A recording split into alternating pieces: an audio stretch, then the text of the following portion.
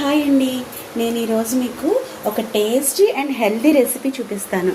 మనం దోసల పిండి తీసుకుంటాం కదండి, ఆ దోసల పిండితో పిల్లలకి హెల్దీగా చూడండి, ఉల్లిపాయ, క్యారెట్, క్యాప్సికమ్, ఇది చీజ్ అండి, స్వీట్ కార్న్, అండ్ ఇది వచ్చేసి టమాటో కెచప్ అండ్ మైనీస్ అని స్టోర్లో దొరుకుతుందండి. ఆ రెండు మిక్స్ చేశాను అనమాట. ఇప్పుడు ప్రాసెస్ చూపిస్తాను చూడండి. మనం ఇప్పుడు దోశ వేసుకుంటున్నామండి. ఇలాగా సిమ్లో పెట్టేసుకోండి స్టవ్. అంటే ఇక్కడ కూడా మనం చేసుకునే ప్రాసెస్ ఉంటుంది. ఈలోపు దోశ మాడిపోకుండా సిమ్లో పెట్టేసుకోవాలన్నమాట అండి. ఇలా దోశ వేసుకున్నాక ఈ సాస్ అండ్ మైనీస్ మిక్స్ చేసుకున్నాం కదా, అది ఇలాగా దోశ అంతా స్ప్రెడ్ చేసుకోవాలండి ఈవెన్గా.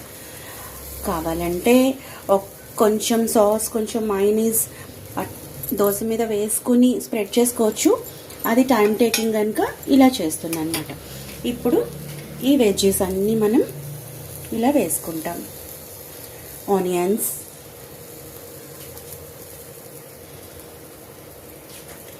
క్యాప్సికమ్,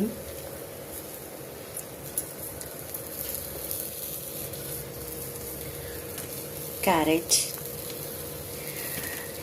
ఏంటంటే దీంతో పాటు పిల్లలు, ఇది ఒక పిజ్జా లుక్ వస్తుంది కదండి, వాళ్ళు ఇష్టంగా తింటారు.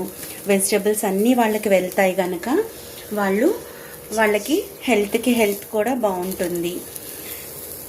మీరు ట్రై చేసి ఎలా వచ్చిందో నాకు కామెంట్ సెక్షన్లో పోస్ట్ చేయండి.